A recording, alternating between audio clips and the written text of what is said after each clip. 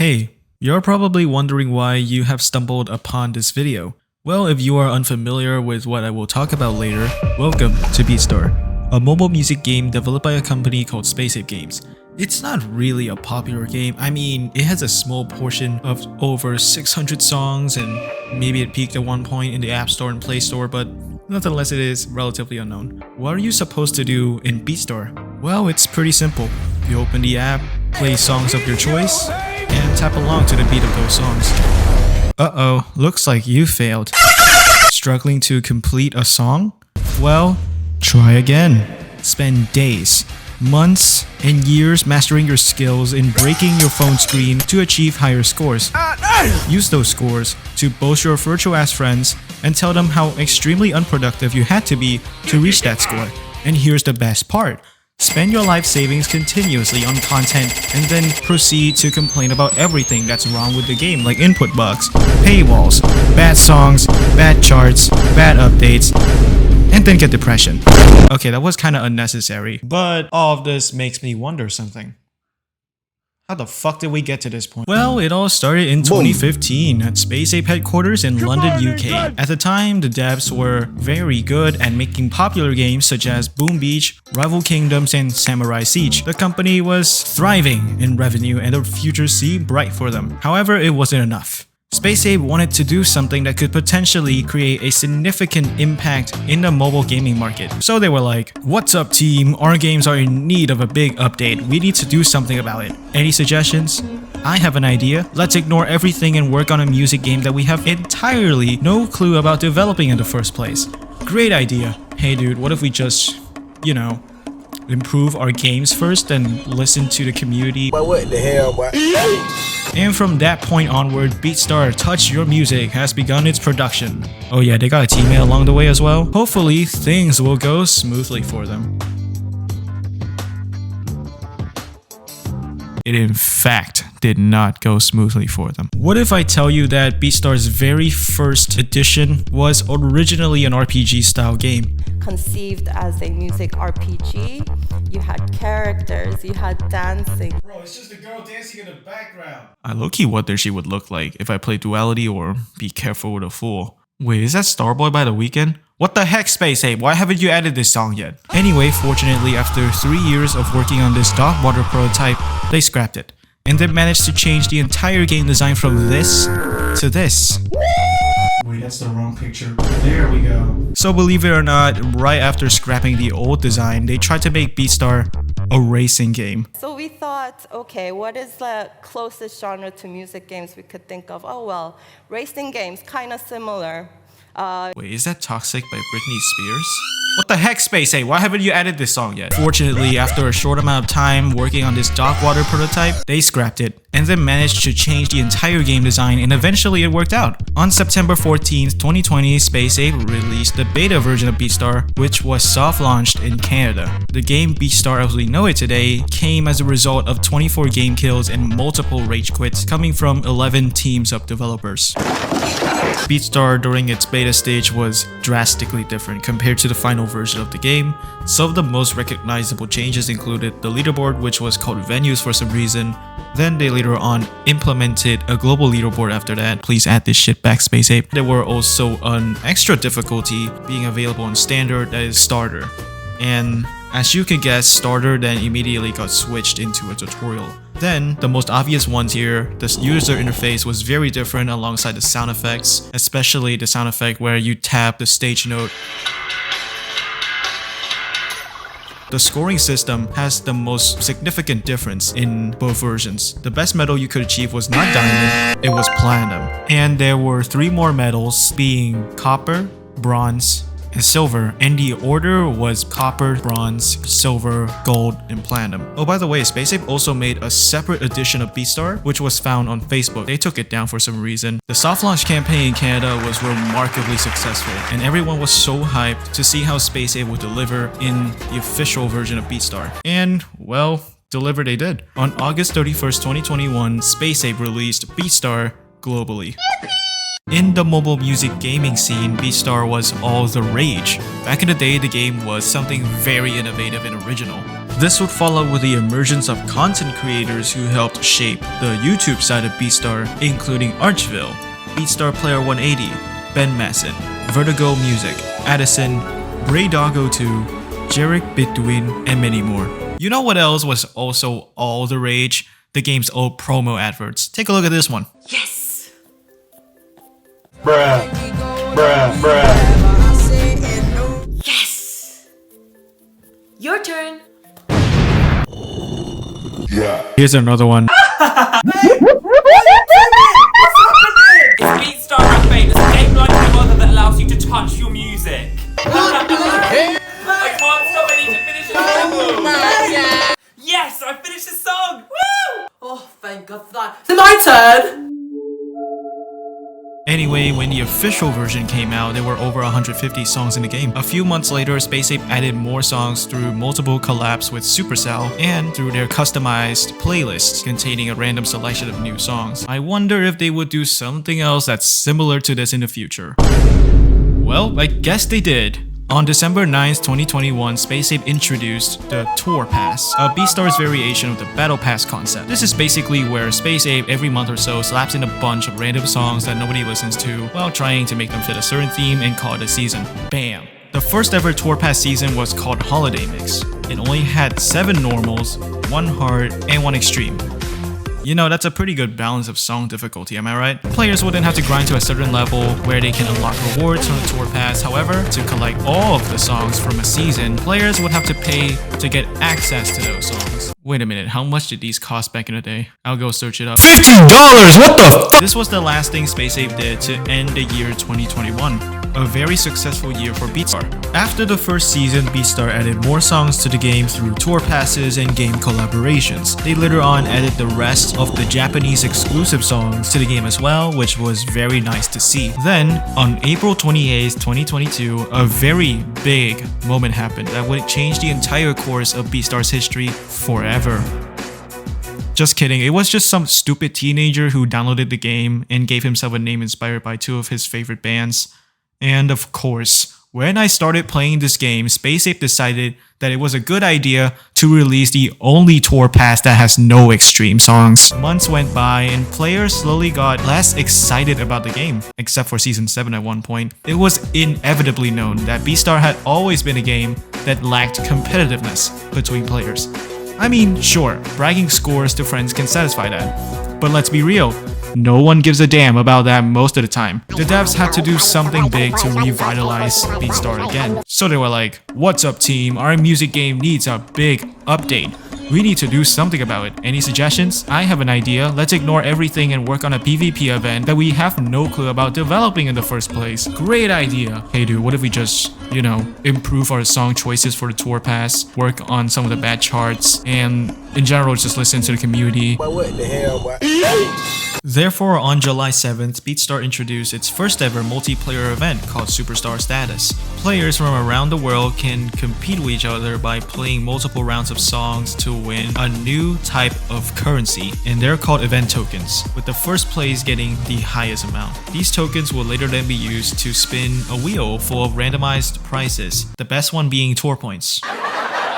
In Superstar Status alone, players would then have a chance of getting 6 grand prizes, which were 3 boxes and, most importantly, 3 new songs. They're all normal though, but a new song is always welcome, which were Poker Face, White Iverson, and Old Town Road. These are the main incentives that drove many players, especially endgame players, to compete as much as they could to win first place and to collect all of these awards. Back in the day, they added songs like Basket Case, Godzilla, Enemy, and this. Alongside the leaderboard events, the tour passes became cheaper. On October 26, Beatstar introduced a new genre, being country, the greatest genre ever in music history. They also later made a season that revolves around it, and let's just say people were very enthusiastic when it happened. Oh, brother, this guy stinks! To make up for that reaction towards country music, Beatstar would later then add one of, if not, the most important update ever. So before that, Beatstar posted multiple sneak peeks in their social media platforms that center a new game mode that got players very hyped. Then it was later revealed on December 13th that they introduced the Deluxe Edition update. To sum up, this update will make some songs in the game have separately different charts. That would involve new game mechanics such as diagonal swipes, hold rails, and hold switches. On top of that, many songs will have a deluxe version that buffs the song's standard difficulty, and for some reason they gave this an extreme. It all seemed like the deluxe edition was the greatest update ever. However, the deluxe edition came with one major issue. It's nothing too significant really. SpaceSafe found out that players enjoy the game, so they made it worse with this update because why not? if you want to see the full breakdown of the Deluxe Edition update, I recommend you guys watch this video from Ben Matton. Well, after watching this video, of course. Basically, they made unlockable unlimited play almost impossible to get. That means even if you collected all songs available in the game, you would still have limited attempts. At SpaceSafe now says, bitch, you better pay money or your worker ass is out for those scarce amount of deluxe cards for those dog shit deluxe cards we've made. Now, for the players who were playing by the time it just came out, getting unlimited play by unlocking all 30 deluxe songs may not be that arduous. So yeah, the usual addition of 9 deluxe tour pass songs became a thing, so acquiring free unlimited play for players became even harder, forcing them to pay for deluxe bundles to seek an advantage. Afterward, the team introduced the addition of the new deluxe batches. That would include 3 Journey songs, as well as a community voting poll in Discord where people peacefully compromise on picking a song that should have a deluxe version, with the very first winner being Godzilla. With such an iconic standard chart, surely the deluxe chart came out good as well, right? How did it even have less notes than the standard version? Months went by and players got way less excited about the game. Well, except for season 22 at one point. And the developers knew very well how they would make the game better again. Then, you know it, sooner or later, it finally happened. SpaceSafe, for once and for all, decided to make Beatstar better with skins. They did nothing new, but add more cosmetics.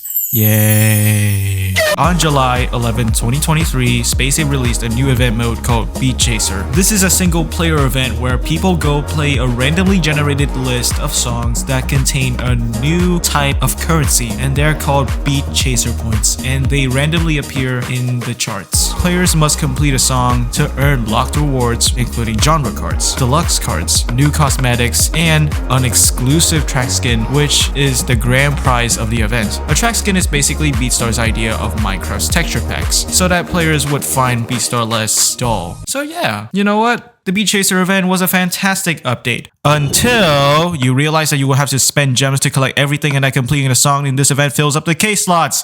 No! When this update was announced, Beatstar gave everyone a free box containing one of 3 track skins. The first ever Beat Chaser event was called Beat Pop, with the grand prize of whatever this churched ass like track skin looks like. This would also be the last big update that was ever added to Beatstar. Now you may be wondering, what else did SpaceSafe do after that? I don't know, they probably do some other stuff that was entirely irrelevant to the game. I also heard they made a new game that was something to do with cars and Candy Crush. With SpaceSafe no longer focusing on involving Beatstar, the player base dwindled as the game got boring and disastrous at times. A lot of Beatstar YouTubers soon stopped uploading consistently, except for this guy. Surely Beatstar needs something special to make it better again. Something big to make people unanimously love the game. Eventually, it finally happened. On October 20th, 2023, Beatstar released Season 28. It was not just any typical season that would have at most 3 deluxe extremes. It was the season with 4 deluxe extremes. It was not just any normal season either, because Season 28 was the first ever season that SpaceSafe collaborated with a big name. And you guessed it, it was none other than Monster Head. This was a really huge deal at the time, and pretty much everyone in the Discord server went crazy when they noticed the song list in the deluxe tab. By coming up with such a fantastic and ambitious season, the only thing that SpaceSafe and Beatstar had to do was not messing it up. You had one job, Space Ape. One goddamn job! Yeah, for some reason the team decided to paywall all 3 Monster Cat songs. You know, the songs that pretty much define the tour pass itself, to make it so that you would have to buy the pass to actually collect them. This has got to be the most blatant Electronic Arts moment I've seen from Space Ape. Meanwhile, The official Monster Cat account joined the Discord server to do this.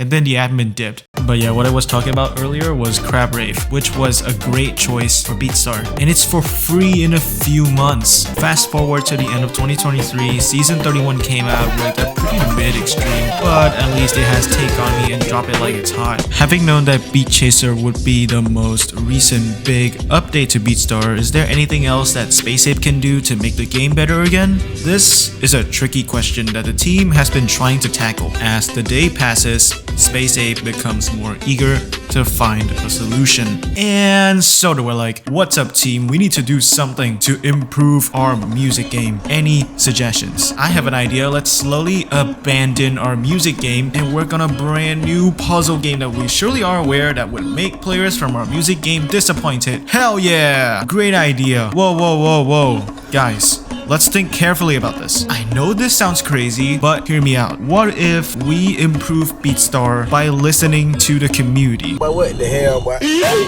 And that brings us to today, with Season 42 just around the corner. Looking back at where it started, Beatstar has come a very long way. We went from having barely over 150 charts to almost 1,000 charts in the game. Speaking of charts, we have witnessed the first ever song with a 4-digit note count. It was meant to be honest. We as players have been through good times and bad times with the game whenever a new season or a new deluxe batch is released. And here's a reminder, it has been over 40 seasons already.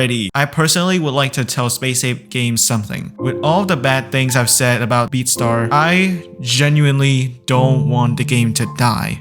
At the end of the day, I would have to admit, Beatstar is a well-polished game that is more fleshed out than most mobile games you see, not just mobile rhythm games. I can't really get bored of playing Beatstar, albeit the seemingly never-ending loop of Beatstar Beatdown leaderboard events or Music March Beat Chaser events. I find the game's journey is somewhat like a bittersweet story. In a time where Beatstar no longer maintains the hype it was used to, the game still prolongs the beauty of simplistic enjoyment that exists for everyone, regardless of their backgrounds, and I guess that's what mattered the most. And because of that, from the bottom of my heart, thank you, Space Ape Games, for creating Beatstar, for creating a game that makes me revisit my childhood, aka my traumatic experiences with Piano Tiles 2!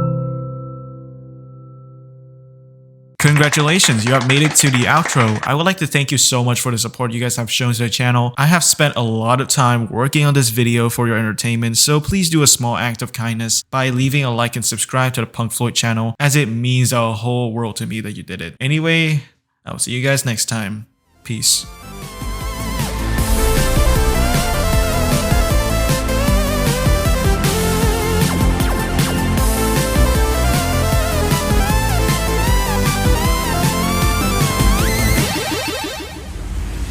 Oh yeah, I forgot to mention one more thing. If someone from Space Ape Games is still watching this video, please look at my song suggestions video, please!